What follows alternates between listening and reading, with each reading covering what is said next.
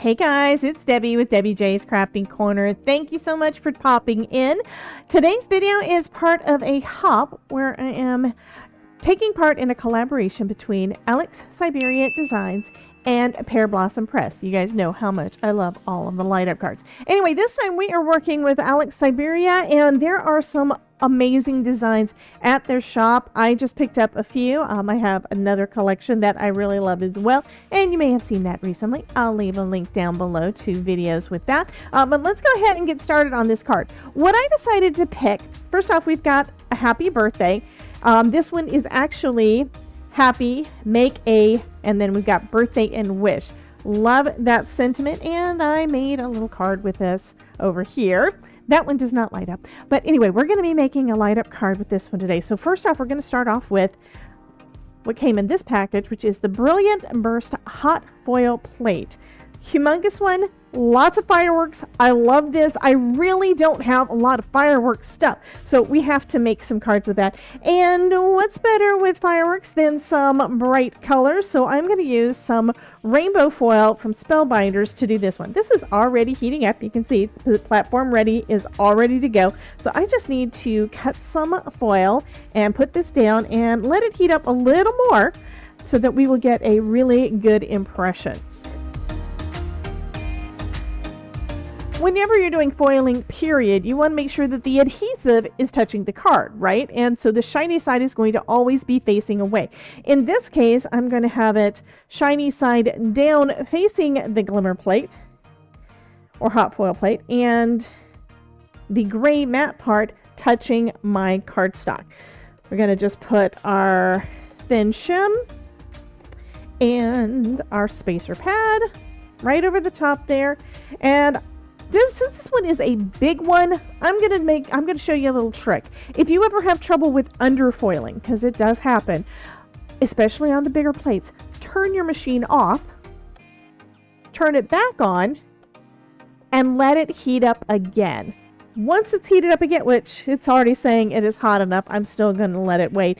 You can hit the timer button, and then when that's done, you can run it through your die cutting machine. So let's let this heat up a little bit, and then we'll run it through. Okay, let's take a look. I am going to let it cool down a little bit, letting that adhesive cool down a little bit. Sometimes lets it grab your cardstock a little bit better. So that's another thing. If you're having underfoiling, that might be part of it too. You might be going a little bit too quick. So I'm going to go ahead and take a look. Oh, look at that. We have us a nice bright... Yeah, I turned a piece of black cardstock into a bright 4th of July background. Love that. So I'm going to go ahead and do some die cutting because I have some other things planned as well. So we're going to do some die cutting and finish this card up, including adding us some lights. I'm using a die set that, is no longer available from Spellbinders. It's actually 2 of them. It's from the Sunday Drive collection, and I've never actually used the parts that have got Uncle Sam and the Statue of Liberty. So I had to use it for this 4th of July Independence Day card.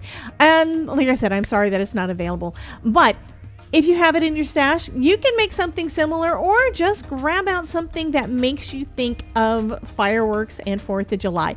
I did all the die cutting on white cardstock and then inked it up with some of the new Stellar inks from Hurley. I'll have links to all of those down below. And now I'm just going to start assembling the card. It's not real difficult to do. You just put all the pieces together and you're going to have yourself a really cute focal image.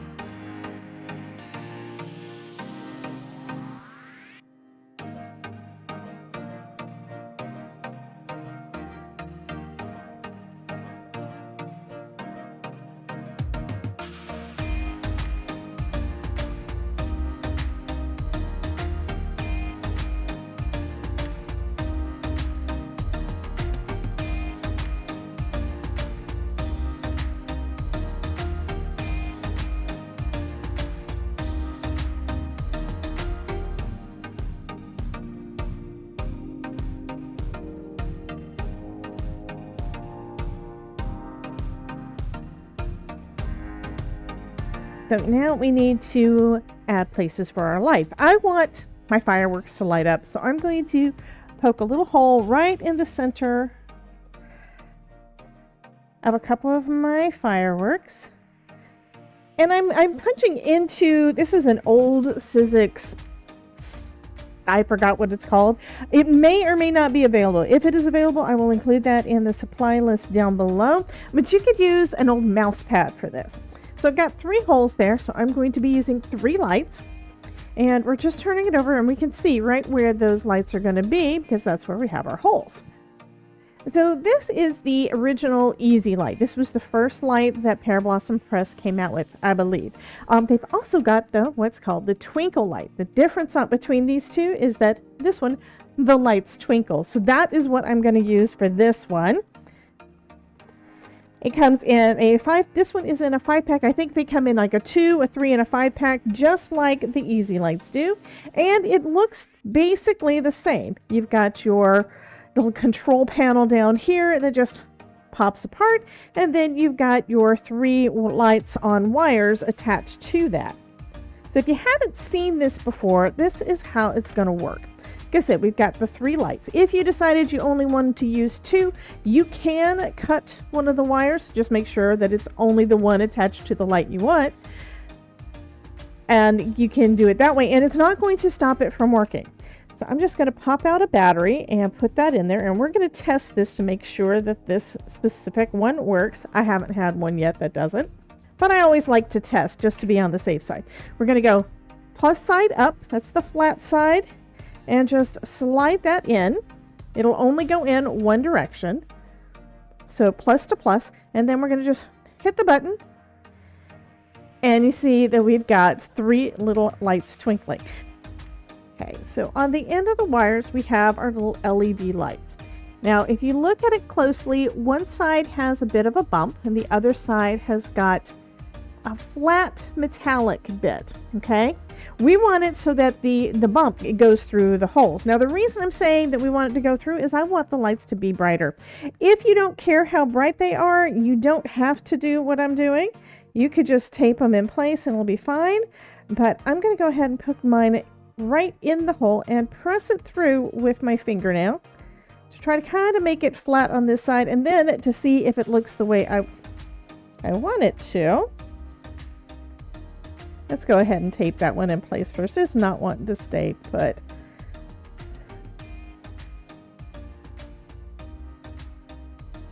I think it may have turned, but let's go ahead and test it. Yeah, it looks like it turned a little bit, so it's not quite as bright as what I want, so I'm going to reposition it. So you basically put it in there until you are happy with the positioning.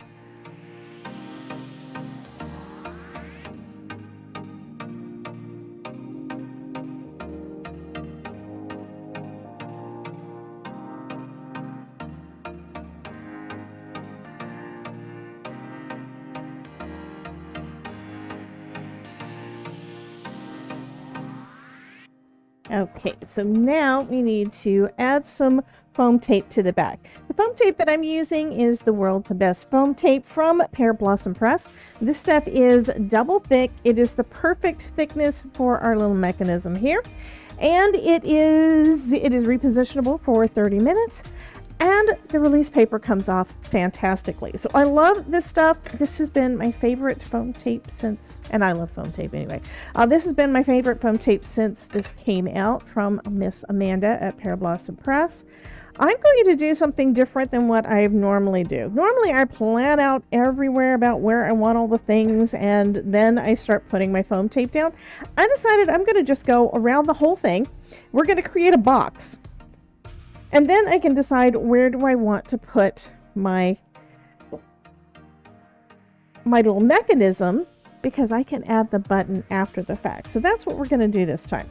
It's going to be super, super easy. So I'm going to do a box, and it doesn't matter that I'm going over the light. Actually, it's going to help. So it's going to help hold it in place. And the best part of the foam tape, of course, is the fact that if I put it down in the wrong spot, I can always go back and fix it.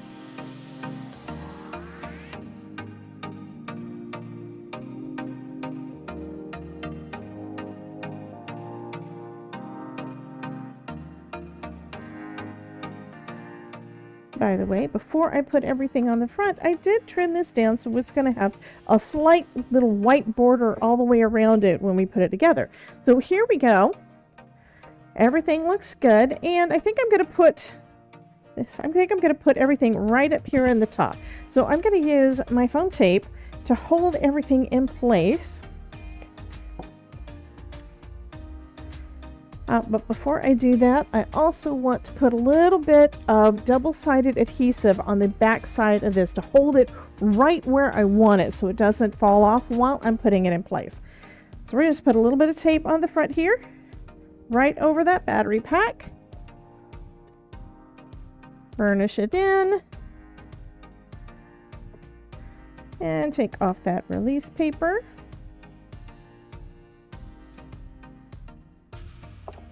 And I'll just put it right up at the top. And then I'll place a couple pieces of foam tape to hold that in place. Plus, I of course like to make sure that I don't have any saggy middle, so I will put an additional piece in the center there too.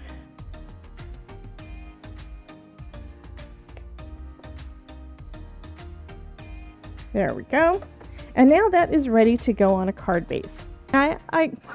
I also want to know, where am I going to be putting my button, okay? So what I'm going to do is, let's go ahead and press the button and see where it is. So I know it's right there, and I'm going to just mark the spot with my pencil. You're not really going to see it, and I'm going to be covering that little bit up when I put my button there. So we're going to go ahead and remove the release paper on the back. And just place that right onto our card base and try to keep it pretty much centered.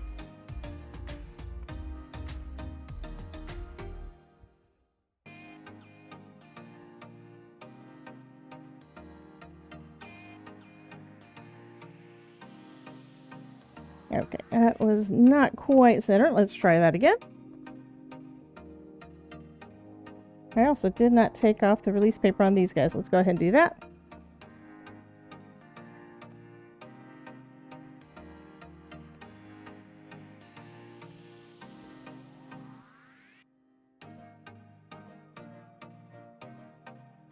There we go. That looks great. And the button works. So let's go ahead and pull out a stamp set to create a little button for that. So Amanda also has a special stamp set with all of the fun things for you to use on your interactive cards. My favorite of the whole bunch is this little press here. So that's what I'm going to be using today, but you can use whatever you like.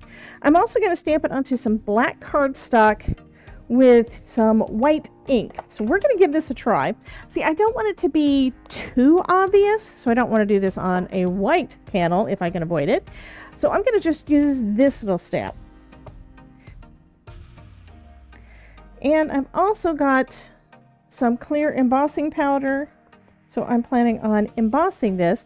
And since I'm going to do clear embossing powder over white, it should mute it a little bit. So it'll still be there. You'll still see it, but it won't be quite as obvious. Okay, so that looks pretty good. Let's go ahead and put that in some embossing powder, and then we can heat that up.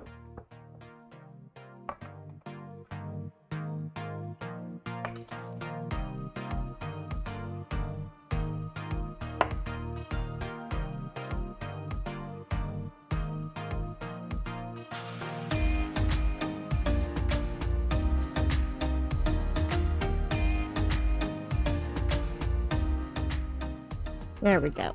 So it's not quite as bright as it was when we stamped it down, but that's going to be perfect. There's also some dies in this set, and one of them is a little circle. So I'm going to use that circle to cut this out to make a little round button.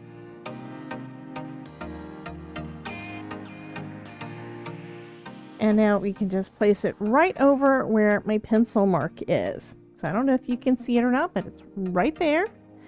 And just to test, that is right where the button is. So we're going to go ahead and put our adhesive down right there and add our little button.